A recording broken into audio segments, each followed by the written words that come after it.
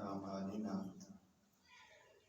من يهده الله فلا مضل له ومن يضلل فلا هادي له أشهد أن لا إله إلا الله وحده لا شريك له وأشهد أن محمدا عبده ورسوله صلى الله عليه وسلم أما بعد فإن خير الحديث كتاب الله وخير الهدي هدي محمد صلى الله عليه وسلم وشر الأمور محدثاتها وكل محدثة بدعة وكل بدعة ضلالة وكل ضلالة في النار. أعوذ بالله من الشيطان الرجيم. بسم الله الرحمن الرحيم. يا أيها الذين آمنوا كتب عليكم الصيام كما كتب على الذين من قبلكم لعلكم تتقون أياما معدودات فمن كان منكم مريضا أو على سفر فعدة من أيام أخر وعلى الذين يطيقونه فدية طعام مسكين فمن تطوع خيرا فهو خير له وأن تصوموا خير لكم إن كنتم تعلمون. اے ایمان والو، تم پر روزہ رکھنا فرض کیا گیا ہے جیسا کہ تم سے پہلے لوگوں پر بھی یہ فرض کیا گیا ہے تاکہ تم پرہیزگار بن جاؤ. گنتی کے چند دن ہیں جس میں تم نے روزے رکھے ہیں، اور جن لوگوں کو روزہ رکھنے میں مشقت پیش آئے وہ ایک مسکین کو کھانا کھلا دے فدیے کے طور پر. جس نے اس سے زیادہ کسی کو کھلایا تو وہ اس کے لیے بہتر ہے، اور اگر تم خود روزہ رکھ سکو تو یہ تمہارے لیے زیادہ بہتر ہے اگر تمہیں علم ہو. شہر رمضان الذی انزل فیہ القرآن، رمضان کا مہینہ وہ ہے جس میں قرآن نازل کیا گیا. ھدی للناس وبینات من الھدی والفرقان. قرآن کی 3 خوبیاں یہ ہیں کہ یہ لوگوں کی ہدایت کا ذریعہ بنتا ہے اور ہدایت کے واضح دلائل اس میں موجود ہیں، اور یہ حق اور باطل کے درمیان فرق کرنے والی کتاب ہے. فمن شہد منکم الشہر فلیصم ومن کان مریضا او علی سفر فعدۃ من ایام اخر. جس کی زندگی میں یہ مہینہ آ جائے اس پر لازم ہے کہ وہ اس کے روزے رکھے، اور اگر کوئی مریض ہے یا مسافر ہے تو وہ گنتی کر کے روزے چھوڑ سکتا ہے اور پھر آئندہ کسی دنوں میں یہ گنتی اپنی پوری کر لے. یرید اللہ بکم اليسر ولا یرید بکم العسر. اللہ تعالیٰ تو تمہارے ساتھ ہمیشہ آسانی کا ہی ارادہ رکھتے ہیں، کبھی بھی وہ تمہارے اوپر تنگی کرنے کا ارادہ نہیں رکھتے. وَلِتُكْمِلُوا الْعِدَّةَ وَلِتُكَبِّرُوا اللَّهَ عَلَى مَا هَدَاكُمْ وَلَعَلَّكُمْ تَشْكُرُونَ. تمہیں چاہیے کہ تم اس گنتی کو مکمل کرو، اور اللہ تعالیٰ نے جو تمہیں نیکی کی ہدایت اور توفیق دی ہے اس پر اللہ کا شکر ادا کرتے ہوئے اس کی بڑائی بیان کرو، اللہ اکبر کے ذکر کرو، اور تمہیں چاہیے کہ تم اللہ کا شکر ادا کرو. وَإِذَا سَأَلَكَ عِبَادِي عني فإني قريب أجيب دعوة الداع إذا دعان فليستجيبوا لي وَلْيُؤْمِنُوا بِي لَعَلَّهُمْ يَرْشُدُونَ۔ جب آپ سے اے پیغمبر علیہ السلام جب میرے بندے میرے بارے میں پوچھیں تو ان کو بتا دینا کہ میں قریب ہوں، میں ہمیشہ ہر پکارنے والے کی پکار کو قبول کرتا ہوں، وہ جب بھی مجھے پکارتا ہوں۔ ان پر لازم ہے کہ یہ مجھے ہی پکارا کریں اور میرے اوپر یقین رکھیں کہ میں قبول کروں گا۔ لعلہم یرشدون، امید ہے کہ یہ سمجھیں گے۔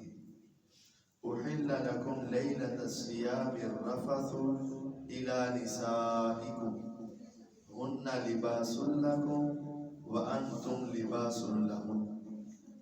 آج کے بعد رمضان کی راتوں میں میاں اور بیوی ایک دوسرے کے قریب جانا ان کے لیے حلال ہے، یہ ایک دوسرے کا لباس ہے، تم ان کا لباس اور وہ تمہارا لباس۔ علم اللہ انکم کنتم تختانون انفسکم فتاب علیکم وعفا عنکم۔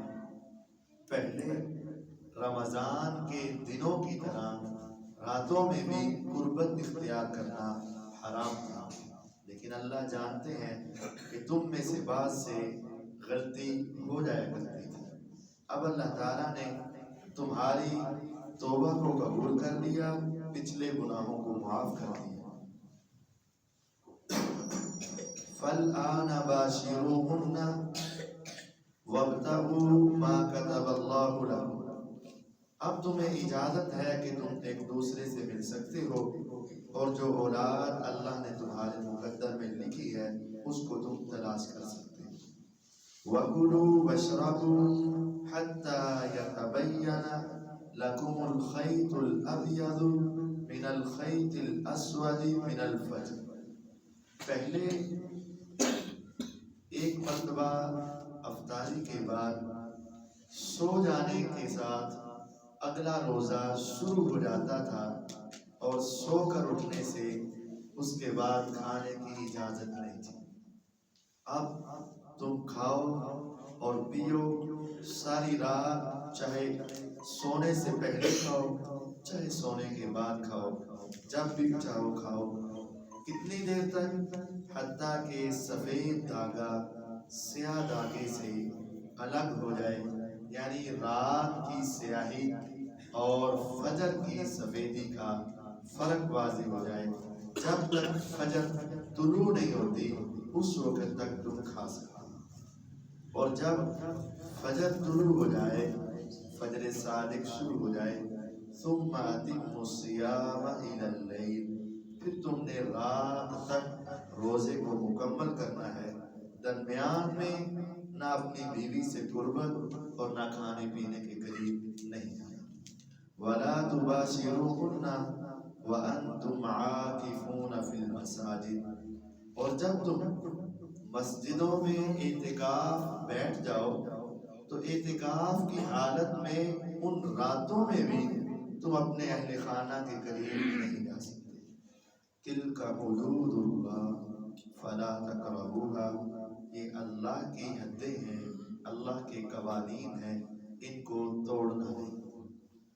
كَذَلِكَ يُبَيِّنُ اللَّهُ آيَاتِهِ لِلنَّاسِ لَعَلَّهُمْ يَتَّقُونَ، اسی طرح اللہ تعالیٰ لوگوں کو اپنی آیتیں کھول کھول کر بیان کرتے ہیں شاید کہ یہ سمجھ جائیں۔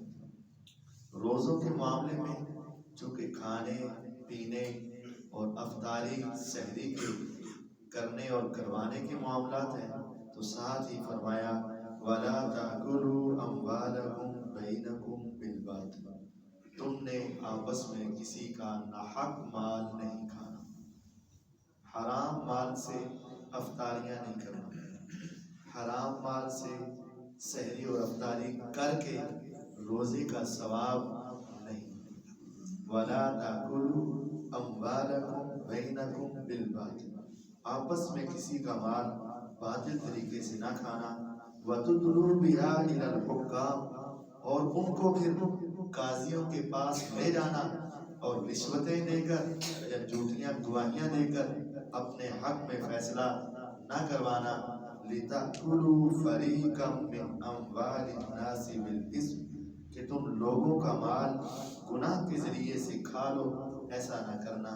وَأَنْتُمْ تَعْلَمُونَ، جبکہ تمہیں پتہ ہوگا کہ یہ ہمارے لیے حلال نہیں ہے.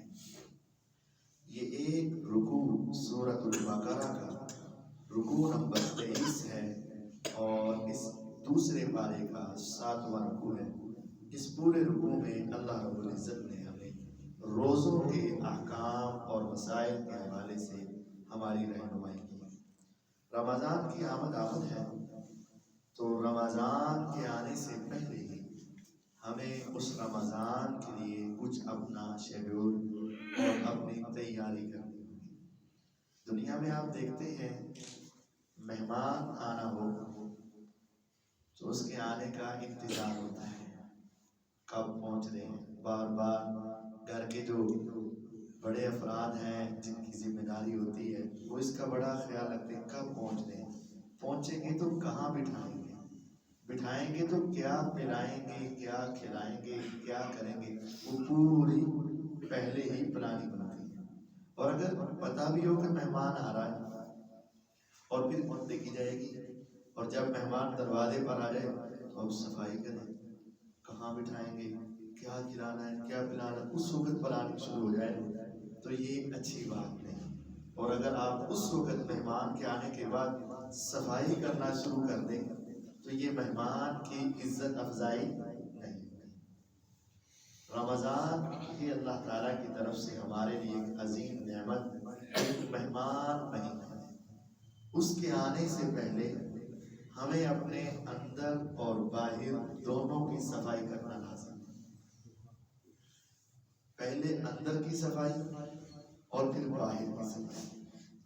اندر کی صفائی یہ ہے کہ انسان اپنے دل کو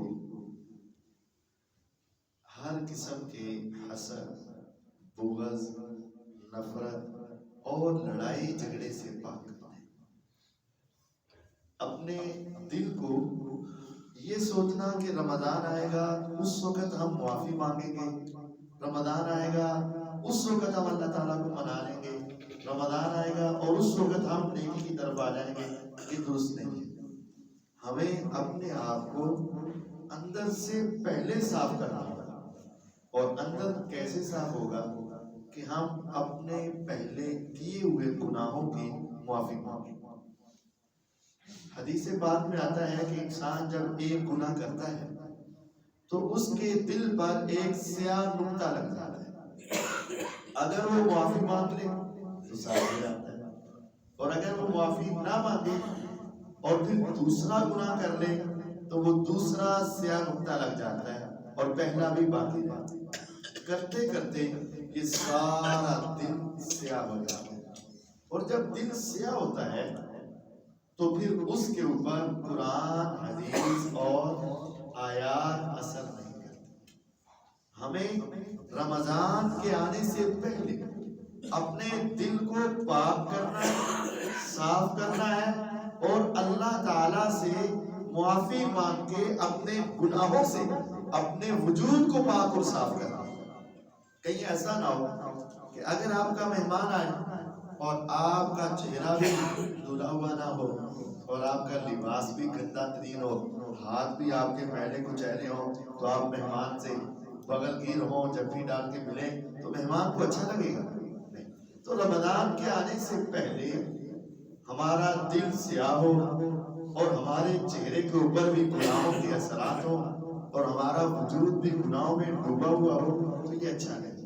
ہمیں رمضان کے آنے سے پہلے اپنے گناہوں کی معافی مانگ کر اپنے دل کو پاک، صاف اور اپنے وجود کو گناہوں سے بچا کر اس مہینے کا استقبال کرنا ہوگا. اس مہینے کے لیے ہمیں یہ تیاری کرنی ہوگی. میرے پیغمبر علیہ السلام پورے سال میں رمضان کے علاوہ 11 مہینے، 11 مہینوں میں سب سے زیادہ روزے کس مہینے میں رکھتے تھے؟ اس شعبان کے. کیوں؟ ہمارے یہاں سوچ ہے کوئی نہیں رمضان آ رہا ہے رکھیں گے، ٹھیک ہے رمضان کے رکھ لیں. پیغمبر علیہ السلام شعبان کے کیوں رکھے؟ اس کی دو وجوہات. ایک وجہ پیغمبر علیہ السلام نے فرمائی ذاک شہر یغفل الناس فیہ، اس مہینے میں اکثر لوگ غافل ہو جاتے ہیں. کوئی نہیں عبادت نماز کی جو کمیاں ہیں وہ رمضان میں پوری کر لیں گے، جو ہم سے تہجد کی کمیاں ہیں وہ رمضان میں پوری کر لیں گے، قرآن پڑھنے کی کمی ہے رمضان میں پوری کر لیں گے. لوگ عموماً غافل ہو جاتے ہیں. فرمایا میں اس مہینے میں اللہ تعالیٰ کی عبادت سے غافل نہ ہوں. اور دوسری وجہ آپ فرماتے ہیں اس مہینے میں انسان کا سالانہ نامہ اعمال، ایک ہے ہفت روزہ، ہر ہفتے میں 2 مرتبہ سوموار اور جمعرات کو ہمارا نامہ اعمال اوپر جاتا ہے، اور ایک ہے سالانہ نامہ اعمال اس مہینے میں اللہ تعالیٰ کے پاس جاتا ہے. کس تاریخ کو یہ پتہ نہیں، اس وجہ سے آپ پورا مہینہ ہی روزہ رکھتے ہیں. آپ فرماتے ہیں میں چاہتا ہوں جس دن بھی میرا نامہ اعمال اللہ تعالیٰ کے پاس پہنچے تو میری حالت روزے کی. تو جب اس مہینے میں ہمارا نامہ اعمال اللہ تعالیٰ کے پاس پہنچنا ہے تو پھر ہمیں زیادہ ضرورت ہے کہ ہم اس مہینے میں اپنے اللہ سے معافیاں مانگیں، اپنے اللہ تعالیٰ کو راضی کریں اور اپنے دل کو پاک اور صاف کر لیں. ہو سکتا ہے کہ آج ہی میں معافی مانگوں اور میرے سارے گناہ ختم ہو جائیں اور آج ہی میرا نامہ اعمال مالک کائنات کے پاس پہنچے اور میرا رب میرے اوپر راضی ہو. اور ایسا بھی ہو سکتا ہے کہ میں گناہوں میں ڈوبا ہوا ہوں، رمضان کی آمد کا انتظار، اور میرا نامہ اعمال اسی طرح پہنچ گیا اور میرا رب میرے اوپر ناراض. اور کسے خبر ہے کہ اس کو رمضان نصیب ہو؟ کسی کو خبر نہیں. کتنے ایسے افراد ہیں جو بالکل صحیح تندرست ہوتے ہیں، اور اپنی اس مسجد کی وہ مثال آپ کے سامنے کہ آج وہ بھائی مل کر جا رہے ہیں، باتیں کر رہے ہیں، رات کو ٹھیک ہے لیکن صبح اس دنیا میں. یہ بیماری اور صحت یہ زندگی کا کوئی معیار نہیں ہے. یہ جوانی اور بڑھاپا یہ زندگی کا کوئی معیار نہیں ہے کہ بیمار ہی دنیا سے جائے گا اور صحت مند نہیں جائے گا، اور بوڑھا ہی جائے گا جوان نہیں جائے گا. آپ کے سامنے ہے بوڑھے والدین ابھی زندہ ہیں اور جوان اولاد اس دنیا سے چلی گئی. اس وجہ سے ہمیں رمضان کا انتظار ضرور ہے، لیکن رمضان سے پہلے ابھی ہی ہمیں اپنے دل کو اور اپنے اعمال کو درست کرنا ہوگا اور اس رمضان سے پہلے اللہ تعالیٰ سے معافی مانگنی ہوگی. اور پھر جب رمضان آ جائے، اس رمضان کے آنے سے پہلے ایک اور معاملہ بہت اہم ہے. ہمارے ہاں یہ سب کی عادت ہے کہ جتنی شادی کرنی ہے وہ رمضان میں کرنی ہے، اور رمضان کے بھی آخری دنوں میں کرنی، آخری راتوں میں. یقین جانیے اس مرتبہ آپ کوشش کر رہے ہیں، ایک آپ نے جو بھی لباس خریدنا ہے، جو جوتا خریدنا ہے، جو چیز بھی آپ نے خریدنی ہے، آپ اپنے گھر کا سارا سودا صرف چیز رمضان سے پہلے خریدیں. رمضان کے ایام کو آپ پابند. ایک جب آپ رمضان میں بازار میں جائیں گے، کیا آپ کی آنکھوں کی حفاظت ہو سکے؟ نہیں ہو سکے. میں اور آپ سبھی سے بخوبی چاہے میری مائیں بہنیں ہیں، باپ پردہ بھی چلی جائیں، ان کو بھی مردوں کے سامنا کرنا پڑے گا، باتیں کرنی پڑے گی، ڈیلنگ کرنی پڑے گی، سب کچھ کرنا پڑے گا. روزہ کیسے گزرے گا وہ تو الگ بات ہے، لیکن اس وقت ایک تو آنکھوں کا حیا نہیں ہوگا. زبان سے بسا اوقات ہم خرید و فروخت کرتے وقت کتنی لغو باتیں کر جاتے ہیں، زبان کا بھی پورا صحیح استعمال نہیں ہوگا.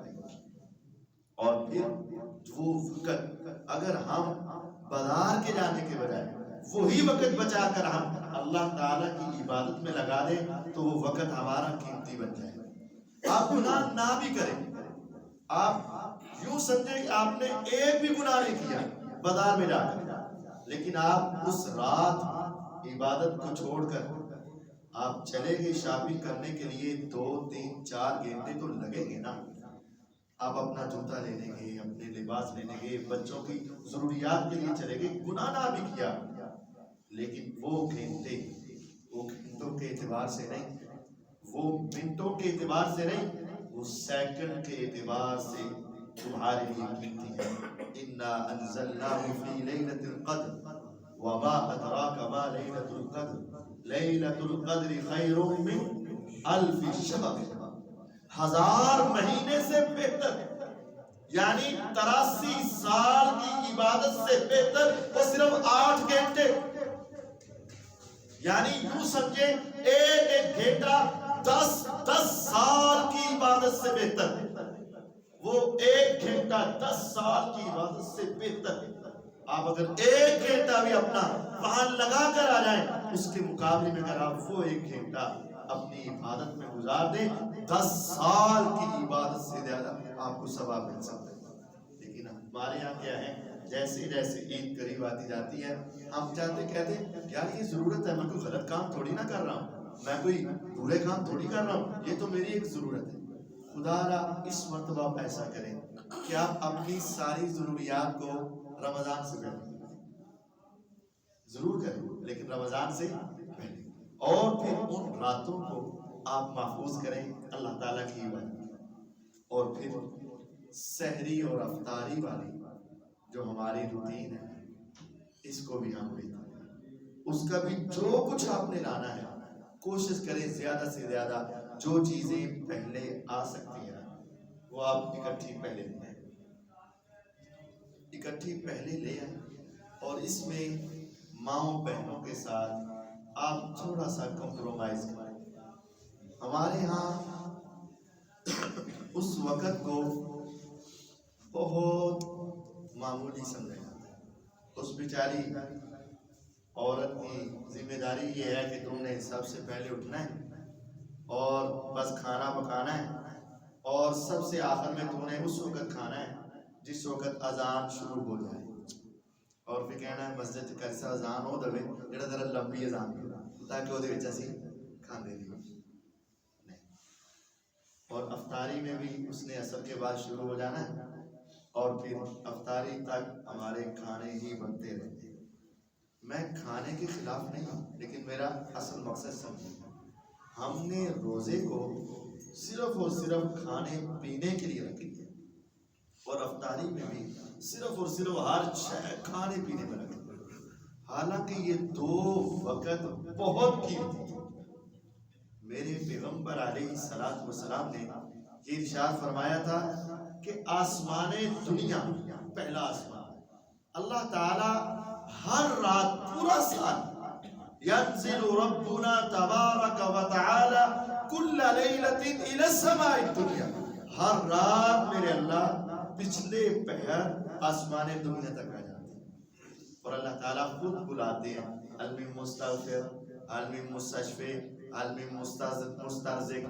ہے کوئی رزق مانگنے والا میں اس کو رزق دے دوں، ہے کوئی بیماری سے شفا مانگنے والا آ جائے آج میں اس کو شفائیں تقسیم کر دوں، ہے کوئی اپنے گناہوں کی معافی مانگنے والا آ جائے میں اسے معاف کر دوں. سارا سال ہمارے سارے گھروں میں تہجد کا اہتمام نہیں ہوتا. کوئی ہیں خاص اللہ کے بندے جو ہمیشہ اٹھتے ہیں، لیکن آپ خود جانتے ہیں، میں بھی جانتا ہوں، ہمارے سارے افراد اور ہماری ساری مائیں بہنیں پورا سال تو تہجد کے وقت اٹھ نہیں پاتے، اور اس رمضان میں سب اٹھے ہوتے ہیں. اور اس وقت جب اللہ رب العزت آسمان دنیا پر آ کر پکار رہے ہوتے ہیں، تو کیا ہمیں وہاں کوئی 10 منٹ، کوئی 5 منٹ اس اللہ تعالیٰ کی پکار پر لبیک کہتے ہوئے ہمیں دعا نہیں کرنی چاہیے؟ ہمارا دعا کا تصور جو ہے وہ صرف افطاری تک چلا گیا، حالانکہ سحری کا معاملہ اس سے بہت آگے کا ہے. ایک ہے ہم اللہ رب العزت کو پکار رہے ہیں، اور ایک ہے رب العزت ہمیں پکار رہے ہیں. ایک ہے ہم کہہ رہے ہیں ہمیں دے دو، ایک ہے وہ کہہ رہا ہے مجھ سے لے لو. کس کو زیادہ ملے گا؟ جب دینے والا خود کہہ رہا ہے آ جاؤ مجھ سے لے لو. یہ دینے کا معاملہ ہے. ہمیں چاہیے کہ ہم اس وقت اپنے آپ کو، اپنی اولاد کو، اپنے بیوی بچوں کو یہ تصور دیں اور یہ وقت دیں. کوئی 5 منٹ ایسے ضرور ہونے چاہیے اذان سے پہلے ہم پہلے اٹھیں، ہمارے اہل خانہ ہمارے لیے وہ کھانے کا انتظام کریں اور ہم آسمان والے سے مانگ رہے ہیں اور ہم جلدی کھا لیں اور پھر اپنے اہل خانہ سے کہیں اب تم بھی آسمان والے سے اپنے دل کی باتیں کر. یہ 5 منٹ کم از کم ہم سوچیں. ہم نے یہ کام کرنا ہے اور روزانہ کرنا ہے. اور یقین جانیے آپ زندگی میں جتنی باتیں مجھے کہہ رہے ہیں، کئی صاحب دعا کرنا حالات ٹھیک نہیں، کئی صاحب دعا کرنا معاملات بہتر نہیں، کئی صاحب دعا کرنا میری بیماری کے معاملات بہتر نہیں. مجھے کہہ رہے ہیں میں تو کروں گا. مسجد والوں سے کہیں یہ کریں گے. ایک دوسرے کے لیے اس کی غیب میں دعا کرنا بہت بہتر ہے، لیکن اپنے لیے وقت ضرور نکالیں اور یہ ایک ہدف بناؤ، ایک ٹارگٹ بناؤ کہ یا رب اس رمضان میں نے تجھے منا کر یہ چیز لے لی. بچہ ہے نا، بچہ وہ کہتا ہے مجھے ابو کو منانا آتا ہے، مجھے امی کو منانا آتا ہے، مجھے پتا ہے ابو امی کیسے مان جائیں گے. تو ہمیں بھی کم از کم اتنا تو ہو کہ ہمیں اللہ کو منانا آتا ہو کہ میرا اللہ کیسے مانے گا مجھے بھی پتا ہے. اللہ تعالیٰ کے ساتھ ایسا تعلق رکھے کہ اللہ تعالیٰ فرماتے ہیں انا عند ظن عبدی بی، میرا بندہ میرے بارے میں جو سوچ رکھتا ہے نا میں اس کو ویسا ہی بن کر دکھا دیتا ہوں. اگر وہ کہے گا نا مجھے منانا آتا ہے اور میرا رب مان جاتا ہے اور میں اسے کہتا ہوں وہ میری قبول کر دے، رب العزت کہتے ہیں ٹھیک ہے جیسے تو کہہ رہا ہوں ویسے ہی ہو جاؤں گا. اور اگر کہو نا میرا رب کبھی سنتا ہی نہیں، مانتا ہی نہیں، میں نے بہت فتویٰ کہا وہ میری مانتے ہی، رب العزت فرماتے ہیں چل ٹھیک ہے نہیں مانتا مجھے کیا کہے.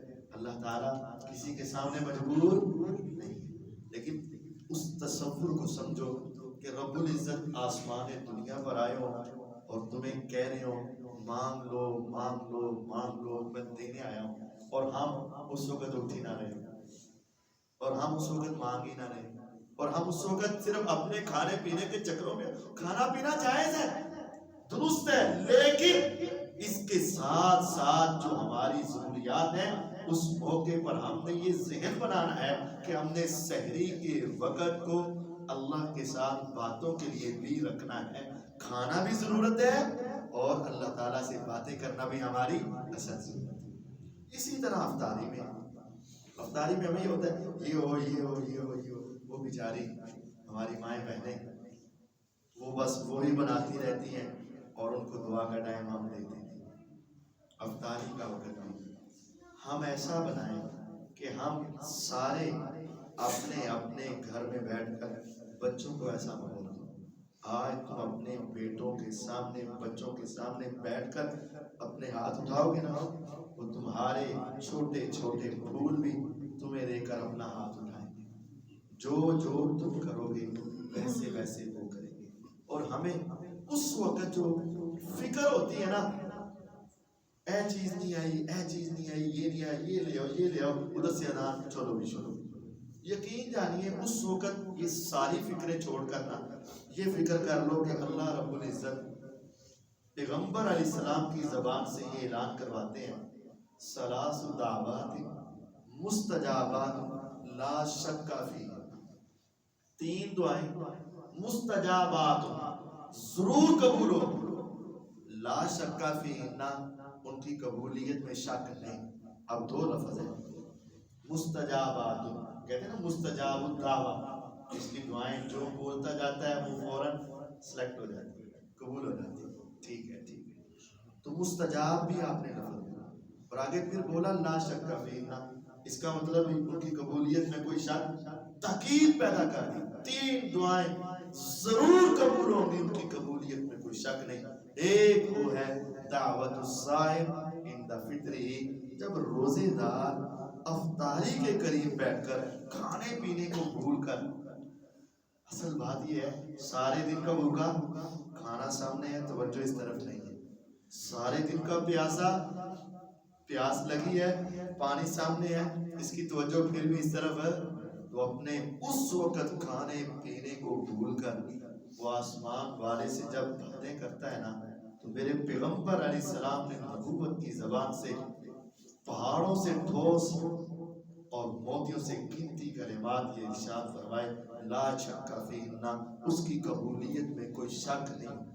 اس وقت ہاتھ ایسے ہو اور چہرہ ایسے ہو، دعا قبول نہیں ہو۔ ہاتھ ایسے ہو اور دیکھ ادھر رہا ہو، دعا ہماری کیفیت کیا ہوتی ہے؟ ہم دعا مانگ رہے ہوتے ہیں، اے ملایا، اچھا یہ رکھو یہ بھی چیز رکھو۔ میں حقیقت بتا رہا ہوں، ایسا ہوتا ہے۔ حدیث میں آتا ہے، ان اللہ لا یستجیب دعاء من قلب غافل لاہن، اللہ تعالیٰ اس آدمی کی دعا قبول نہیں کرتا جو اپنی دعا کے اندر پوری طرح حاضر نہیں، جو اپنی دعا میں پوری طرح منہمک نہیں ہے، مستغرق نہیں ہے، توجہ نہیں ہے۔ اس توجہ کے بغیر والے آدمی کی دعا اللہ قبول نہیں فرماتے۔ یوں سمجھے، آپ کسی دکان پر بھی گئے ہو نا، اور دکاندار آپ سے پوچھ رہا کیا لینا ہے، پیسے آپ کو کر رہے ہیں اس کی طرف، تو آپ اچھا ادھر آ جا کہ بھائی میرے ساتھ بات کرو، آپ نے لینا کیا ہے۔ تو اگر آپ اس سے توجہ نہیں کریں گے تو وہ آپ کے پیسے پکڑے گا، یار میری طرف مجھ سے پوچھ کیا لینا پہلے بتا دو سر۔ دنیا والا انسان جس کو پیسے کی ضرورت ہے وہ بھی چاہتا ہے کہ مجھ سے کوئی چیز لینے والا میری طرف توجہ کر کے مجھ سے مانگے، تو وہ تو رب العزت ہے، وہ تو الصمد ہے جس کو کسی کی کوئی پرواہ نہیں، کوئی ضرورت نہیں ہے، تو ہم اس سے کیسے مانگ رہے ہیں؟ ایک لفظ کہہ لیا، اللہ رب العزت کو بلا لیا اور پھر اپنی باتوں میں مصروف، پھر بلا لیا، پھر باتوں میں پھر بلا لیا، ایسی دعا۔ اس موقع پر آپ کو کھانے پینے کی فکر کم، مجھے اور آپ کو افطاری میں سب کچھ مل جائے گا، لیکن وہ اگر ہم نے 5 منٹ 4 منٹ 3 منٹ 2 منٹ صرف 1 منٹ، انبیاء علیہ السلام کی دعائیں بہت لمبی چوڑی نہیں تھی۔ نبی یونس علیہ السلام جب مچھلی کے پیٹ میں گئے تو لمبی دعا تھی، صرف اتنا جملہ کہا، لا الہ الا انت سبحانک انی کنت من الظالمین۔ کتنی دیر لگی ہوگی؟ آدھا منٹ بھی نہیں لگا، لیکن قبول ہوئی کہ نہیں؟ اصل میں جملے چھوٹے تھے، دل سے پوری توجہ سے انہماک سے یقین سے چھوٹی سی دعا بھی میرا رب کبھی رد نہیں کرتا۔ لیکن اگر ہم 10 منٹ مانگ رہے ہیں اور توجہ نہیں ہے، وہ دعا نہیں۔ 1 منٹ مانگو، لیکن اس 1 منٹ میں تمہیں ایسے محسوس ہو کہ میرا رب میرے سامنے ہے اور میں اپنے رب کے سامنے ہوں اور میں اس سے ڈائریکٹ کلام کر رہا ہوں، پوری توجہ اللہ تعالیٰ کے ساتھ۔ ادعوا اللہ وانتم موقنون بالاجابہ، اللہ تعالیٰ سے اتنے یقین سے دعا کرو کہ تمہیں اس کی قبولیت کا 100% یقین ہو اور تمہاری توجہ ہو۔ اگر تم اس رش میں بھیڑ میں سب کے سامنے توجہ قائم نہیں رکھ سکتا، کبھی کبھی چاہے 30 دن نہ سے کبھی کبھی یہ نسخہ آزما لینا، یہ مجرد نسخہ ہے، صرف 1 گلاس پانی کو لے کر 2 کھجوریں لے کر کسی الگ جگہ پہ بیٹھ جائے، کسی دوسرے کمرے میں چلے جائے اور اس موقع پر اپنے اللہ سے ایسی توجہ کے ساتھ دعا کریں اور یقین جانیے اگر اس موقع کو ہم نے قابو کر لیا، بچا لیا اور ہماری اللہ تعالیٰ سے ایسے گفتگو ہو گئی جیسے وہ ہمارے سامنے ہیں، پھر اس کے بعد اگر 2 یا 4 آنسو آنکھوں سے نکل آئے، یقین جانیے نکلنے کے بعد یہ ایک عجیب شے ہے، آنسو باہر گرتے ہیں صفائی اندر کی ہو جاتی ہے، آنسو باہر آتے ہیں سکون اندر پہنچ جاتا ہے، اور پھر اس وقت آپ کو اس پانی میں اور اس کھجور میں وہ لذت اور مٹھاس محسوس ہو، شاید وہ سارے کھانے والوں کو وہ لذت اور مٹھاس محسوس ہو۔ تو خدا را میں اور آپ رمضان کے آنے سے پہلے اپنے وجود کو صاف کریں گناہوں سے، اپنے دل کو صاف کریں حسد بغض کینے نفرت سے، سحری اور افطاری کے وقت کو اپنے لیے سنبھال کر رکھیں اور ہم پورا ایک ٹارگٹ بنائیں کہ میں نے ہر روز اتنے منٹ یہ باتیں اللہ سے کرنی ہے، اور مجھے یہ ضروریات ہے دنیا کی اور میری یہ ضروریات ہے آخرت کی، میں نے اپنے رب کو منا کر آخرت کی ضروریات بھی لینی ہے اور دنیا کی بھی حاصل کرنی ہے۔ یہ ٹارگٹ بنا کر ہم نے رمضان گزارنا ہے۔ جتنی چیزیں ہم پہلے لا سکتے ہیں وہ ساری پہلے لے آئیں اور اپنے اوقات کو بچانے کی کوشش کریں۔ جب ہم یہ کام کر لیں گے پھر اس کے ساتھ ہمیں دن سے لے کر اپنے دن کا شیڈول جو ہے نا، روزہ رکھ لیا، سحری کے وقت اپنے اللہ تعالیٰ کو ہم نے بلا لیا، فجر اور عشاء خصوصاً، ویسے عموماً ساری نماز باجماعت پڑھنے کا اہتمام شروع کر دیں۔ عام دنوں میں ہم سے کمی کوتاہی ہوتی ہے۔ یہ ٹارگٹ بنائیں کہ فجر اور عشاء ہم نے پہلی صف میں باوضو ہو کر بیٹھنا ہے اذان کے وقت۔ مشکل نہیں ہے، فجر اور عشاء۔ اور یہاں یہ بات بھی کر دوں کہ وضو سے پہلے مسواک، میں نے پہلے بھی ایک مرتبہ یہ بات کی تھی کہ مسواک اللہ تعالیٰ کی رضامندی کا ذریعہ ہے۔ ہمیں اپنے دانتوں کے لیے نہیں بھی ضرورت نہ ہو تو یہ تصور ضرور رکھیں کہ یہ میرے اللہ تعالیٰ کو راضی کرے۔ مسواک سے نماز عام نمازوں سے افضل ہو جاتی ہے۔ تو یہ مسواک کا تصور مردوں سے تو ختم ہوا ہی ہوا ہے، عورتوں میں تو بالکل ہی تصور نہیں۔ کبھی آپ نے دیکھا ہوگا گھر میں ہماری مائیں بہنیں بیٹیاں مسواک کر رہی نہیں، تصور ہی نہیں۔ تو کیا آپ نے اور میں نے سنا نہیں ہے میرے پیغمبر علیہ الصلوۃ والسلام جب آخری دن اس دنیا سے جانے والے تھے، اس وقت میرے آقا علیہ السلام نے آخر میں کیا کی تھی؟ مسواک۔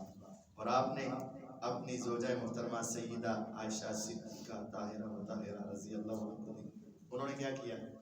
اس کو لے کر چبا دیا اور کہا کہ اللہ تیرا فضل ہے، پیغمبر علیہ السلام کی زندگی کا آخری اور آخرت کا پہلا دن تھا اور آقا اور میرا دونوں کا لب اکٹھا ہو گیا، دونوں کا لعاب اکٹھا ہو گیا۔ تو مسواک یہ مردوں کے لیے عورتوں کے لیے بھی، مسواک کا وہی ثواب مردوں کا ہے، وہی ثواب عورتوں کا۔ اور ایک حدیث میں آتا ہے مسواک کر کے جب انسان تہجد کے لیے کھڑا ہوتا ہے اور بغیر مسواک کے تو تہجد کے لیے کھڑا ہوتا ہے، ایک ہی شخص ایک دن مسواک کرے ایک دن نہ کرے، تہجد پڑھے، نیت اخلاق باقی ساری چیزیں برابر ہوں، جب مسواک کر کے کھڑا ہوتا ہے تو آسمان کے فرشتے اس کے ہونٹوں کا بوسہ دے کر اس کا قرآن سنتے ہیں، اور جب یہ نہیں مسواک کرتا فرشتے قریب آ کر مسواک نہ کرنے کی وجہ سے اس کے ہونٹوں کے قریب نہیں آتے، قرآن تو سنتے ہیں لیکن اس کو بوسہ نہیں دیتے۔ اس کا مطلب مسواک کرنا بہت ہم یہ کہتا ہے کر لیں کہ ہم نے 4-5 مسواکیں لے کر رکھ لیں گے، رمضان میں کوئی نماز ایسی نہ ہو جو میری مسواک کے بغیر ہو۔ ایک مسواک گھر میں ہو اور ایک مسواک میری جیب میں، ایک مسواک گھر میں ہو یا ایک مسواک میں نے اپنی وضو والی جگہ پہ خاص کر کے رکھی ہو، میں نے جب بھی وضو کرنا ہے 1 منٹ کے لیے میں نے وہاں اس مسواک کو کرنا ہے اور اس کے بعد یہ ہم پہلے سے ہیں۔ اگر ہم اس وقت رمضان کو تلاش کرنے کے لیے نکلیں گے، کہیں سے تلاش کریں تو کم از کم 1 2 3 نمازیں تو ہماری رہ جائیں گی۔ مسواک کا اہتمام لازم کریں۔ اس کے بعد 5 نمازوں کا خصوصاً اور فجر عشاء اس سے بھی خصوصاً خاص۔ کیوں؟ جب انسان فجر کی نماز باجماعت پڑھتا ہے اللہ رب العزت اس کو پچھلی آدھی رات کی تہجد کا ثواب عطا کر دیتا ہے، صرف فجر جماعت سے پڑھ دی، اور جس نے صبح کی نماز پڑھ لی وہ سارا دن اللہ تعالیٰ کے ذمے میں چلا گیا۔ ہم چھوٹے ہوتے تھے نا تو جب ہمیں کوئی ہم کسی سے تھوڑی سی شرارت کر لیتے، جب ہمیں مارنے لگتا تو ہم بھاگ کر کسی بڑے کے پاس چلے جاتے، کہتا میں ہوں تیرے والے، ہوتا تھا نا، تو جس کے ہم حوالے ہوتے تھے نا تو تو کہتا ہے اب اس کو کچھ نہ کہنا ہے ہوں میرے والے اگر تو انہوں کچھ کیا تو پھر انہیں نہیں یہ بدلا سنا ہوا ہے آپ نے کہ نہیں کر دے سی کہ نہیں تسی ہم تو چھوٹے ہوتے ہیں تو یہ دیکھیں جو حدیث میں آتا ہے جو بندہ صبح کی نماز باجماعت پڑھ لیتا ہے فَهُوَ فِي ذِمَّةِ اللَّهِ اللہ تعالیٰ کہتے ہیں سارا دن یہ بندہ میرے والے ہوگا اللہ ہم فجر کی نماز باجماعت پڑھ کے کس کے حوالے ہو سکتے ہیں اللہ کے اور جو انسان اللہ کے حوالے ہو جائے اس آدمی کو کوئی چیز نقصان نہیں دے سکتی کوئی چیز فجر کی نماز باجماعت اور اگر کوئی عشاء کی نماز بھی باجماعت پڑھ لیتا ہے تو اللہ تعالیٰ اس کو مزید آدھی رات کی تہجد کا ثواب عطا کرتا ہے تو دونوں نمازیں باجماعت پڑھنے والا انسان اگرچہ قیام نہیں بھی کر سکا تو اللہ تعالیٰ اسے پوری رات کی تہجد کا ثواب عطا کرتا ہے بہت سارے ایسے ہیں جو تھکے ہوتے ہیں کام کاج کرنا ہوتا ہے دن کے وقت محنت مزدوری کرنی ہوتی ہے قاری صاحب ہم رات کو لمبی تراویح نہیں پڑھ سکتے کم از کم فجر کی اور عشاء کی نماز تو باجماعت پڑھ سکتے ہو کہ نہیں اور تراویح پڑھانے والے سے بھی گزارش ہے کہ وہ عشاء کی نماز آپ روٹین کے مطابق پڑھاؤ بعض لوگ اپنے گھر میں نماز پڑھتے ہیں اس وجہ سے یار نماز بڑی لمبی پڑھانی فجر کی نماز بھی مختصر پڑھائیں جتنی عام دنوں میں پڑھاتے ہیں اور عشاء کی نماز بھی عام دنوں کے برابر ہونی چاہیے تاکہ جو آدمی تراویح نہیں پڑھ سکتا کم از کم وہ آپ کی لمبی نماز کی وجہ سے عشاء تو نہ چھوڑے وہ عشاء کی نماز باجماعت اس کے ساتھ عصر کی نماز عصر کی نماز میرے پیغمبر علیہ الصلوۃ والسلام صحابہ کے درمیان بیٹھے اور آپ نے فرمایا میرے صحابہ یہ چوکی کا جان نظر آ رہا ہے جی آقا آ رہا ہے فرمایا سب کو ہی نظر آ رہا ہے میں سب کو کوئی دیکھنے میں دقت تو نہیں ہو رہی سورج کو دیکھیں تو آنکھوں کو دقت محسوس ہوتی چودھری کے چاند کو دیکھنے میں کچھ دقت تو نہیں ہو رہی نہیں کوئی دقت نہیں ہے کوئی پریشانی نہیں ہے فرمایا کوئی رش وغیرہ تو نہیں ہے کوئی دکم بھیڑ تو نہیں فرمایا کہ اللہ کی قسم روز قیامت اسی طرح تم اپنے چہروں کو اٹھا کر اپنے رب کے چہرے کا دیدار کرو اور اگر تم چاہتے ہو کہ تمہیں اللہ کا دیدار نصیب ہو تو میں تمہیں کہتا ہوں دو نمازوں کی حفاظت کر لینا فجر اور عصر کو وقت پر ادا کرنا جو ان دو نمازوں کی خوب پابندی کرتا ہے میں اسے گارنٹی دیتا ہوں کہ اللہ اس کو اپنے چہرے کا ضرور دیدار کرنا ان نمازوں کا خصوصی خیال عام دنوں میں خیال عام دنوں میں لیکن رمضان میں ہر صورت ہر کام چھوڑ کر ہر اپنی مصروفیت چھوڑ کر اپنی نماز کو پڑھانا اپنی نماز کو بامسواک پہلی صف میں قریب آ کر پڑھنے کی کوشش کریں اور جو میں نے کہا ہے نا کہ اذان کے وقت آئے ہمارے یہاں یہ جو گھڑیاں ہیں نا ٹائم نماز کا اس کا کچھ فائدہ تو ہے لیکن ایک نقصان بھی میرے پیغمبر علیہ الصلوۃ والسلام کے دور میں کیا ہوتا تھا وقت شروع ہونے پر اذان ہوتی تھی عرب میں بھی آج بھی سعودی عرب میں بھی چلے جائیں اذان کا وقت لکھا ہوگا نماز کا وقت نہیں لکھا ہوتا کیوں اذان ہوئی بھائی آ جاؤ بس اذان ہوگی تو آ جاؤ بس اب امام یہاں دو باتیں ایک تو امام کی اہمیت ہے کہ جب وہ آئے گا پڑھائے گا 2 منٹ پہلے آ جائے 2 منٹ بعد میں آ جائے مقتدیوں کو یہ حق حاصل نہیں کہ آدھے آدھے منٹ کا امام سے حساب لے حق حاصل نہیں اصل یہ ہے کہ وہ اذان میں آ جاؤ بس امام خود ہی سمجھ لیتا ہے حدیث میں آتا ہے پیغمبر علیہ الصلوۃ والسلام صحابہ کو دیکھتے اگر زیادہ جمع ہو گئے جلدی تو جلدی نماز پڑھا دیتے اور اگر کم ہوئے تو کہتے کوئی بات نہیں باقیوں کا انتظار کر لو جب آ جائیں گے تو ہم اکٹھے نماز پڑھ لیں حدیث بخاری میں یعنی پیغمبر علیہ الصلوۃ والسلام ساتھیوں کا انتظار بھی کر لیتے ہیں اب ہمیں اس کا فائدہ ہے کہ چلے سب ہی ایک وقت پر آ جاتے ہیں لیکن ہماری کیفیت کیا بن گئی ہے کوئی حالے 15 منٹ چلے جائیں گے ہے ایسے کہ نہیں کوئی حالے 10 منٹ ہے کوئی نہیں پہنچ جائیں گے اچھا کوئی نہیں 5 منٹ ہے بھی چلے جائیں گے نہیں آپ اذان کے وقت ہے اذان کے وقت آ کر 2 کام کر سکتے بلکہ 3 کام پہلا کام آپ کی سنتے نہیں رہے گی اگر آپ جماعت کا وقت دیکھیں گے تو آپ کی پہلے والی سنتیں رہ جائیں گی اور عموماً رہ جائیں گی. اور جب آپ کا ٹارگٹ سنتیں ہوگا نا تو تکبیر اولا آپ کی کبھی نہیں رہے گی. جب ٹارگٹ تکبیر اولا ہوگا سنتے تو گئی تکبیر اولا بھی کبھی کبھی رہ جائے گا, لیٹ ہو جائے گا. آپ کا ٹارگٹ آزان ہوگا, آپ کی سنتیں 90% اور آپ کی تکبیر اولا 100% آپ کو مل جائے جب آپ کا ٹارگٹ آزان ہوگا. اور اگر آپ کا ٹارگٹ جماعت ہوگا تو اسی طرح 90% سنتے رہ گئی اور 95% تکبیر اولا بھی رہ جائے. تو ہم نے آزان کا ٹارگٹ سنتے پڑھیں گے.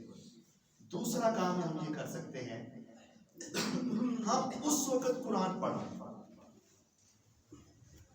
اس وقت آپ یہاں قرآن مجید رکھے ہو, آئیں سنتیں ادا کرنے کے بعد بیٹھے باتیں کرنے کے بجائے آپ قرآن کو آپ ایک رکوع 2 ورکے ایک ورقہ بھی اگر آپ ہر نماز کے ساتھ پڑھتے ہیں تو آپ کا آدھا پارہ روزانہ کا اسی وقت میں ہوتا چلا جائے گا اور آپ کو محسوس بھی نہیں ہوگا, الگ سے ٹائم بھی نہیں لگے.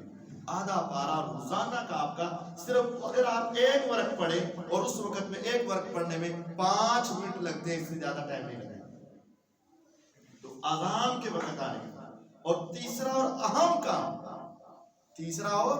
اہم کام کہ آپ اس وقت اذان اور اقامت کے درمیان دعا کریں. لا يرد الدعاء بین الاذان والاقامہ. میرے پیغمبر علیہ الصلوۃ والسلام فرماتے ہیں اذان اور اقامت شروع ہونے کے درمیان جو شخص دعا کرتا ہے نا وہ دعا کبھی رد نہیں, تو ہم یہ کام کریں. اور یہ کام سارے مسواک والا اور سنتوں والا, قرآن والا اور دعا والا, باجماعت نماز پڑھنے والا مرد بھی کریں اور عورتیں بھی کریں. یہ اب ہمارے معاشرے میں ہے کہ عورتیں اکثر نماز بلکہ صرف جمعے کی یا کوئی خاص درس کی نماز ہی کے وقت ہی مسجد میں آتی ہیں. آپ کے علم میں ہے صحابیات رضوان اللہ علیہم اجمعین فجر کی اکثر نماز کہاں ادا کرتی تھی؟ مسجد میں. اور وہ کہتی جب ہم نماز پڑھ کے جاتی ہم نے لمبی اوڑھنیاں لی ہوتی اور ہم پردے کی وجہ سے پہچانے نہیں جاتی کہ کون جا رہی, اطمینان دے رہا ہوتا. یعنی عام دنوں میں تو ہونا چاہیے کہ خصوصاً رمضان میں تو 5 نمازوں کے وقت ان کے لیے آمد و رفت کا سلسلہ ہونا چاہیے اور وہ باجماعت نماز ادا کر لیں, باجماعت نماز پڑھیں اور وہ نماز کا یہ ثواب ملے اور یہاں آ کر دعا مانگ لیں, یہاں آ کر سنتیں ادا کریں, سارا کام کریں. یہ نماز کا. جب ہم نے یہ نماز پڑھنی ہے نا تو یہاں ہمارا ایک ٹارگٹ اور بھی ہونا چاہیے اور یہ ٹارگٹ بہت اہم ہے. اور آپ میرے ساتھ اس بات میں بھی متفق ہوں گے کہ یہ ہماری بہت غلطی ہے. ہماری اکثر افراد جتنے بیٹھے ہیں مجھے یقین ہے سب کو نماز آتی ہے, پڑھتے ہیں, کوئی بھی بے نماز نہیں. لیکن کتنے میرے ایسے بھائی ہیں جن کو پوری نماز دعاؤں سمیت ترجمہ آتا ہے؟ شاید آدھے بھی نہیں ہوگی. پوری نماز دعاؤں سمیت بات ترجمہ آتی ہے. یہ ہماری کمزوری ہے. ہم اس رمضان میں ایک ٹارگٹ بنائیں کہ میں نے پوری نماز بات ترجمہ سیکھنی ہے, میں نے یاد کرنی ہے پوری نماز بات ترجمہ. اور یقین جانیے جب آپ کو ترجمہ آتا ہوگا نا, جتنی روزانہ آپ ترجمہ پکا کرتے جائیں گے نا وہ پڑھیں گے اور جس کا ترجمہ نہیں آ رہا وہ پڑھیں گے, آپ کو خود ہی نماز کی لذت کا فرق محسوس ہو جائے گا. اللہم باعد بینی و بین خطایا کما باعدت بین المشرق والمغرب. کتنی بڑی دعا ہے. اے اللہ مجھے گناہوں سے اتنا دور کر دے جتنا تو نے مشرق اور مغرب کو دور کر رکھا ہے. کتنی بڑی دعا. اللہ مجھے گناہوں سے اتنا دور کر دے جتنا تو نے مشرق اور مغرب کو دور کر دیا. اگر آپ یہ تصور کر کے پڑھیں گے پھر آپ کا احساس ہوگا کہ میں گناہوں سے بچنا چاہتا ہوں. اور اگر اللهم بارك بين خطاياي وما بين المسلم والمغرب اللهم نقني من خطاياي كما ينقى الثوب الابيض من الدنس اللهم اغسل خطاياي بالماء والثلج سبحانك اللهم وبحمدك وتبارك اسمك وتعالى جدك ولا اله غيرك واعوذ بالله من الشيطان سبحانك اللهم وبحمدك. اے اللہ تو ہر عیب سے پاک ہے، ساری تعریفیں تو تیری. وتبارک اسمک، پوری دنیا میں سب سے بابرکت نام ہے تو تیرا. وتعالی جدک، اور سب سے بلند شان ہے تو تیری ہے. ولا الہ غیرک، اور میرا عقیدہ یہ ہے کہ تیرے سوا میرا کوئی معبود. سوچ کر پڑھ، توجہ کر کے پڑھ. الحمدللہ رب العالمین. سوچ کر پڑھ. رب اغفر لی، رب اغفر لی، رب اغفر. سوچ کر. تو ہم نے نماز کا خصوصی اہتمام کیا. مسواک اذان کے وقت، پہلی سب سنتیں، قرآن، دعا، باجماعت نماز اور نماز کا ترجمہ. یہ نماز کے ساتھ والی ساری چیزوں کا ہم نے ٹارگٹ بنا رہے ہیں کہ ہم نے نماز پورے وقت پر پورا وقت دے کر پڑھنی ہے، اور ہم نے نماز بعد ترجمہ اس رمضان سے پہلے یا رمضان میں ضرور یاد کر ہی لیں. یہ اپنا ٹارگٹ ضرور بنائیں. پھر اس کے ساتھ جو بڑے بڑے کام ہیں، تلاوت کم از کم ایک مرتبہ قرآن ضرور ختم کریں.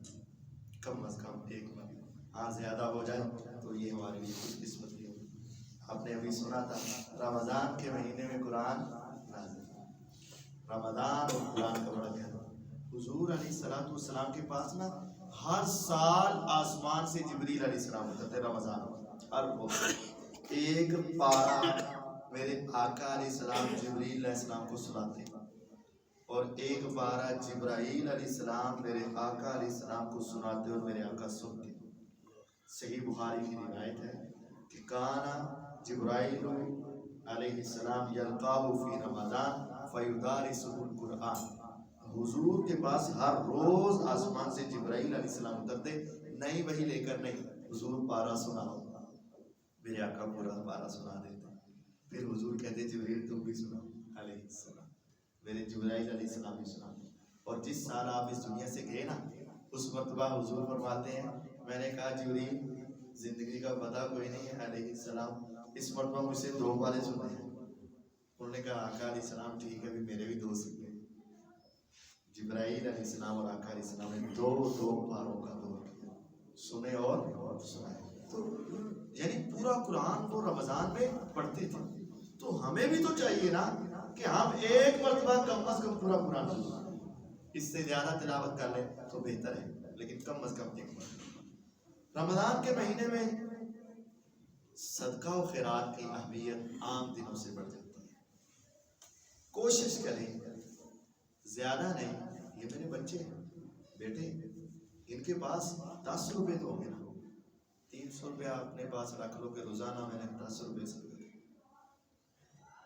اور آپ سب اپنی اپنی حیثیت کے مطابق ایک اکٹھا کرنا وہ جائز ہے، درست ہے. آپ کروڑوں خرچ کر رہے ہوں گے، اللہ آپ سب کا قبول فرمائے. لیکن ایک جو میں آپ کو بات بتا رہا ہوں وہ کیا ہے کہ آپ نے ہر روز کرنا ہے. چاہے آپ 100 روپے کریں، آپ روزانہ نہیں دے سکتے، گھر میں کلا رکھ لیں، ہر روز اس میں ڈال دیں. ہفتے بعد کسی مسجد میں، مدرسے میں، غریب کو، فقیر کو، مسکین کو، بیوہ کو، یتیم کو، جہاں آپ بہتر سمجھتے ہیں آپ دیں. لیکن روزانہ دیں. فائدہ کیا ہوگا؟ ینزل کل ایک حدیث میں ما من یوم یسبح العباد فیہ الا وفیہ ملکان ینزلان. ہر روز جب انسان اٹھتے ہیں نا، صبح ہوتی ہے تو آسمان سے 2 فرشتے اترتے ہیں اور آ کر کہتے ہیں اللہم اعط منفقا خلفا. اے اللہ آج کے دن میں جو بندہ کچھ بھی تیرے راستے میں خرچ کرے، ہم دعا کرتے ہیں اس کو اس کا نعم البدل، بہتر بدلہ عطا فرما. اور دوسرا کہتا ہے اللہم اعط ممسکا تلفا.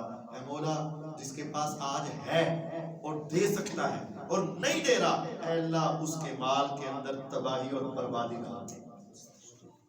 تو ہمیں رمضان میں خصوصی طور پر ہر روز فرشتوں کی دعائیں لیں.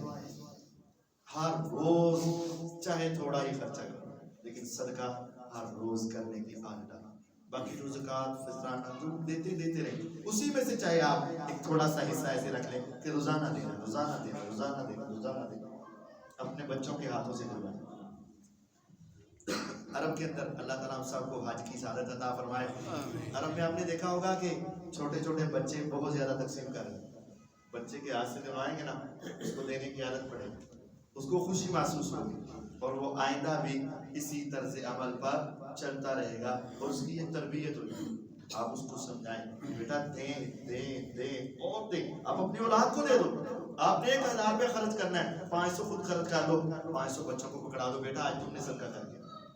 یقین جانیے کبھی کبھی اپنے بچوں سے کرواؤ. جب وہ دے کر آتے ہیں نا مسجد میں, جب وہ دے کر آتے ہیں نا کسی جگہ پر کسی غریب کو, پھر ان کے دل میں ایک عجیب سی خوشی محسوس ہوتی اور ان کی تربیت ہو, اور ان کو ایسا بھی اچھا لگتا ہے, اور پھر آہستہ آہستہ وہ اس کام کے اندر مزید آگے بڑھنے والے. صدقہ کریں, تلاوت کریں. رمضان میں عمرہ اگر نصیب ہو جائے تو کوشش کریں عمرے کی. یہ جو ہے نا سیر کے لیے ہر سال جا رہے ہیں ٹھنڈے علاقے میں, ادھر جا رہے ہیں ادھر جا رہے ہیں. میں حرام تو نہیں کہوں گا, لیکن اس سفر کے مقابلے میں یہ فضول ضرور کہوں گا. اس سفر کے مقابلے میں یہ فضول ضرور کہہ دوں گا. اگر آپ چاہتے ہیں اپنے بچوں کے ساتھ خوشیاں دیکھنا, آپ چاہتے ہیں اچھا اپنا ذہن فریش کرنا, آپ چاہتے ہیں تھوڑی دیر کے لیے باہر نکلنا, اور یقین جانیے اس سے بہتر سفر کوئی نہیں. اگر اللہ نے آپ کو عطا کیا ہوا ہے تو رمضان میں عمرہ کریں, اولاد کو ساتھ لے کر کریں, یا کم از کم اپنا اور اپنی بیوی کا اور اپنے گھر والوں کا جیسے بھی ممکن ہو عمرہ کریں. عمرۃ فی رمضان تعدل حجۃ معی. میرے آقا علیہ السلام کہتے ہیں رمضان کا ایک عمرہ اس کا اتنا ثواب ہے گویا کہ اس انسان نے میں محمد صلی اللہ علیہ وسلم کے ساتھ مل کر حج کر دیا. اللہ, صرف حج نہیں ہے, عمرہ حج کے برابر ہو تو بھی بڑی بات ہے, لیکن چگلا ہے نا, اس کی اہمیت کو سمجھو. میرے آقا کہتے ہیں جس طرح میرے ساتھ مل کر حج کا ثواب ہے, اتنا ہی ثواب رمضان میں عمرے کا مل جاتا ہے. اس لیے ہمیں اس کو معمولی قسم, اگر استطاعت ہو تو کوشش کیجیے گا کہ رمضان کا عمرہ نصیب ہو. اور آخری بات, جب ہم یہ ساری عبادات کریں, کوشش کریں اعتکاف بھی کر لیں آخری 10 دنوں میں, تو ساتھ ساتھ ان ساری عبادتوں کے اوپر فخر یا بڑائی یا بیان کرنے کے بجائے یہ دعا ضرور پڑھیں, ربنا تقبل منا انک انت السمیع العلیم. بار بار اگر چھوٹی بھی عبادت, جتنی باتیں میں نے آپ کو بتائیں, اپنی سحری کا افطاری کا وقت, نماز کے اوقات, قرآن کی تلاوت, اذکار, دعائیں, سارا کچھ کریں. کوشش کریں اس کو بار بار سن لیں. اتنی باتیں نہیں ذہن میں رہتی, یہ سن لیں بار بار.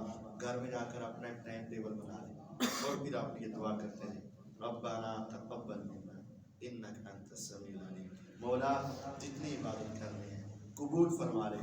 اگر قبول ہو گئی تو ہمارے لیے, آپ کے لیے نجات کا ذریعہ بن جائے گی. من صام رمضان ایمانا واحتسابا غفر له ما تقدم من ذنبه. جس نے رمضان کے روزے رکھے ایمان کی حالت میں ثواب کے لیے سے, زندگی کے پہلے سارے گناہ معاف کیے. جس نے رمضان کی راتوں کا قیام کیا ایمان کی حالت میں ثواب کے لیے سے, زندگی کے پہلے سارے گناہ معاف. جس نے لیلۃ القدر کا قیام کر لیا ایمان کی حالت میں ثواب کے لیے سے, اس کی زندگی کے پہلے سارے گناہ معاف. اللہ رب العزت ہم سب کو رمضان کی بہاریں عطا فرمائے, رمضان کے روزے رکھنے کی توفیق عطا فرمائے, اس کے وقت کو ایک لمحے کو اللہ تعالیٰ سنبھالنے کی توفیق عطا فرمائے, اور ہم سب کو اس سے بھرپور فائدہ اٹھانے کی توفیق عطا فرمائے. اور جو ہمارے اس دنیا سے چلے گئے اللہ ان کے اوپر اپنے خاص رحمتوں کا نزول فرمائے, بیماروں کو مولا کریم شفا عطا فرمائے. یا رب العالمین جو کہا سنا ہے عمل کرنے کی توفیق عطا فرمائے. وآخر دعوانا الحمدللہ. سحری کی دعا, افطاری کی دعا جو بتائی آپ نے, اس کے کے علاوہ دو اور کون سی موقعات ہیں جہاں شک نہیں ہے دعا قبول ہے؟ ہاں، وہ ایک حدیث کا ایک حصہ میں نے سنایا تھا کہ 3 دعائیں ایسی ہیں جو قبول ہوں گی، ان کی قبولیت میں کوئی شک نہیں۔ ایک بتائی تھی دعوت الصائم، روزے دار کی دعا افطاری کے وقت قبول ہوگی۔ اس حدیث کا اگلا حصہ یہ ہے مسافر کی دعا سفر کے اندر حالت سفر میں ضرور قبول ہوتی ہے۔ اور تیسرا والد کی دعا اولاد کے حق میں ضرور قبول ہوتی ہے، وہ ایک حدیث مکمل ہے۔ آپ نے جتنی دفعہ رسول اکرم صلی اللہ علیہ وسلم کا مبارک دیا ہے آپ نے علیہ السلام کہا ہے، حالانکہ یہ غلط ہے۔ رسول اکرم صلی اللہ علیہ وسلم کو رکھتے ہیں علیہ السلام، باقی نبیوں کے متعلق غلط نہیں ہے، چلیں آئندہ خیال رکھیں۔ ویسے پیغمبر صلی اللہ علیہ وسلم نے خود بھی علیہ السلام اور صحابہ نے بھی علیہ السلام کہا ہوا ہے، تو غلط نہیں کہہ سکتے اس کو۔ ٹھیک ہے، صلی اللہ علیہ وسلم کے نبیوں کے لیے صلی اللہ علیہ وسلم، نبیوں کے لیے علیہ السلام، رسول اکرم صلی اللہ علیہ وسلم۔ سنن نسائی ایک حدیث کی کتاب ہے، میں بس مسئلے کی وضاحت کرنا چاہتا ہوں، لیکن صلی اللہ علیہ وسلم کہیں گے اور کہتے ہیں۔ مسئلے کی وضاحت یہ ہے، سنن نسائی حدیث کی کتاب ہے، تو نبی صلی اللہ علیہ وسلم نے موسیٰ صلی اللہ علیہ وسلم کہا، عیسیٰ صلی اللہ علیہ وسلم کہا۔ جب آپ نے معراج کا ذکر کیا نا تو اس میں آپ نے سارے انبیاء کے ساتھ صلی اللہ علیہ وسلم کا ذکر کیا اس میں۔ اور سنن نسائی میں یہ حدیث ہے کہ صحابہ نے پیغمبر صلی اللہ علیہ وسلم کے ساتھ علیہ السلام کا لفظ نہیں بولا۔ مسئلے کے طور پر یہ ہے کہ سارے انبیاء کے ساتھ صلی اللہ علیہ وسلم کا لفظ بھی چل سکتا ہے، سارے انبیاء کے ساتھ علیہ السلام کا لفظ بھی چل سکتا ہے۔ ہمارے نبی صلی اللہ علیہ وسلم کے ساتھ صلی اللہ علیہ وسلم کا لفظ بھی چل سکتا ہے، علیہ السلام کا لفظ بھی چل سکتا ہے۔ طریقے دونوں ہی حدیث میں ثابت ہیں۔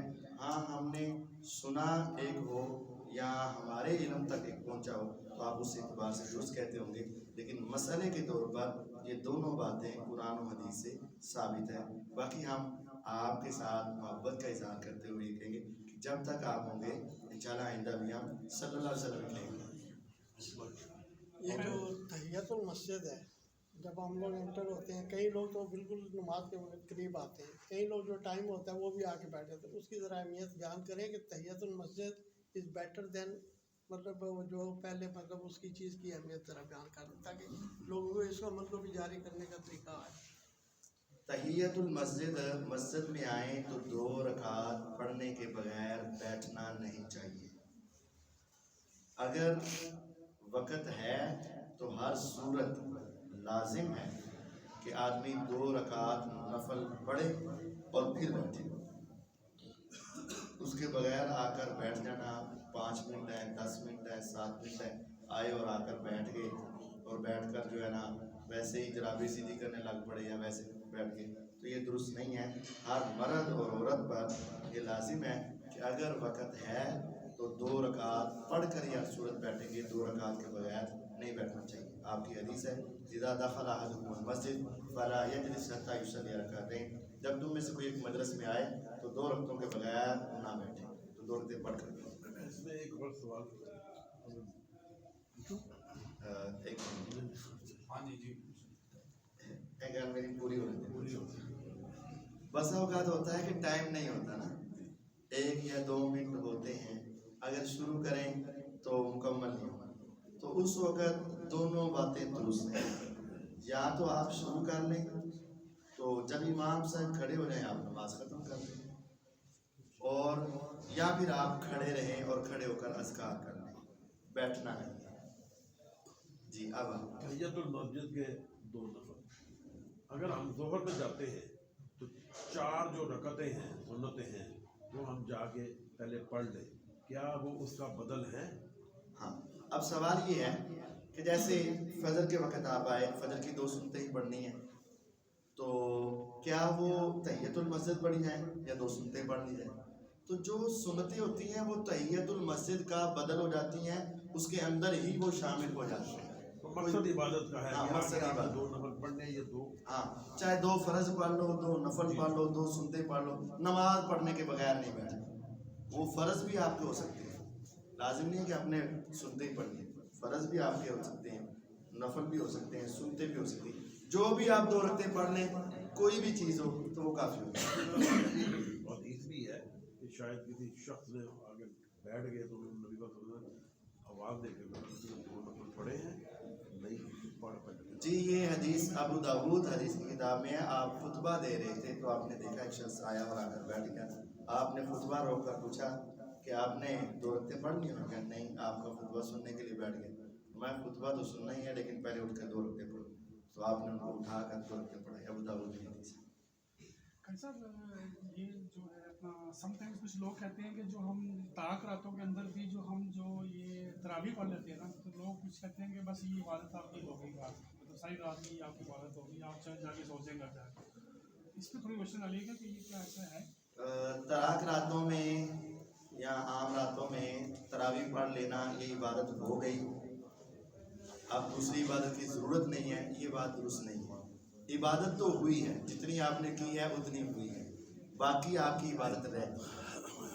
میرے نبی صلی اللہ علیہ وسلم نے 10 راتیں ہی بیدار رہتے تھے اور ساری رات اللہ تعالیٰ کی عبادت کرتے تھے۔ تو یہ نہیں ہے کہ صرف آپ نے کر لیے تو ٹھیک ہے، جس نے کی ہے اس کو ہم غلط نہیں کہتے، لیکن ہم کہتے ہیں کسی نے اس رات میں سے آدھا حصہ لے لیا، کسی نے آدھے سے کچھ زائد لے لیا، کسی نے کم لے لیا، کسی نے پوری رات کا حصہ لے عبادت لیا۔ ہے مطلب وہ پھر وہ نفل آپ جتنے مرضی پڑھ لیں اس میں کہ وہ عبادت میں صرف نوافل تو نہیں آتے نا، عبادت کے اندر قرآن کی تلاوت ہے، عبادت کے اندر اذکار ہے، عبادت کے اندر دعا ہے، عبادت کے اندر والدین کی خدمت ہے، عبادت کے اندر دین سیکھنا سکھانا، ترجمہ پڑھنا پڑھانا، یہ ساری باتیں مختلف عبادات ہیں۔ قرآن پڑھنا جو ہے وہ اگر ہم قرآن روزے کی حالت میں پڑھیں تو یہ پارا وہ زیادہ اجر دے گا، یا رات کے ٹائم اگر ہم روزے کے بعد پڑھیں وہ زیادہ اجر دے گا؟ جس میں آپ کی توجہ زیادہ ہو وہ زیادہ بہتر ہے۔ کھانا کھا لیں؟ ہاں جی کھانا کھا لیں۔ نماز پڑھ لی نہیں کھانا جی تو حاضر ہو گئے نا، نماز 5 منٹ لیٹ کر رہے نا کھانا۔